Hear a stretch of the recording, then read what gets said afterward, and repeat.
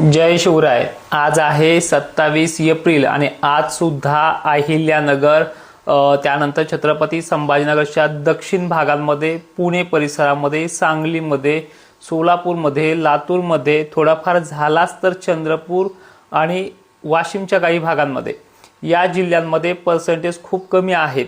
पण अहिल्यानगरमध्ये पर्सेंटेज वाढलेले आहेत। 27 तारखेला दुपारनंतर दिवस मावळता कोणत्याही क्षणी स्थानिक वातावरणाचा पाऊस आहे, सगळ्यांना होणार नाही। ज्या ज्या ठिकाणी पश्चिम भागाकडनं ढग येताना दिसतील त्या ढगांमधनं हा पाऊस त्या लोकेशनला बरसू शकतो। अचानक आलेल्या वातावरणामुळे धांदल उडू नये, त्यामुळे हा व्हिडिओ त्या भागातल्या शेतकऱ्यांना पाठवायचा आहे।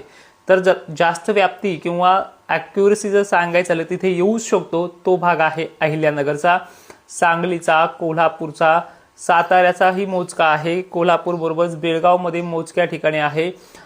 पश्चिम महाराष्ट्रात ठिकठिकाणी असं स्थानिक वातावरण बनायला सुरुवात होणार आहे।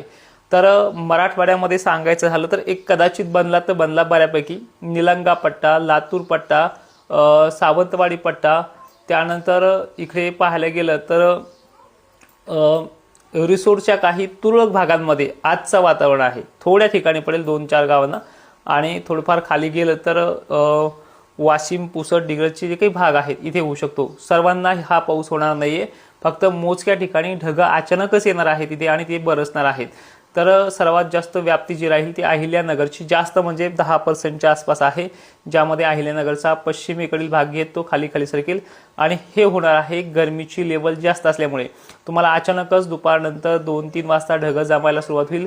रात्री किंवा दिवस मावळता हे वातावरण नक्की सक्रिय होणार आहे, त्यामुळे हा व्हिडिओ सर्वांना शेअर करा। कालही मी रात्री तुम्हाला एक लॉंग मोठा व्हिडिओ दिलेला आहे 8 मिनिटाचा, तो देखील याच चॅनलवरती पहा आणि फॉलो करून सबस्क्राइब करून इतरांना देखील व्हिडिओ शेअर करण्याचा प्रयत्न करा।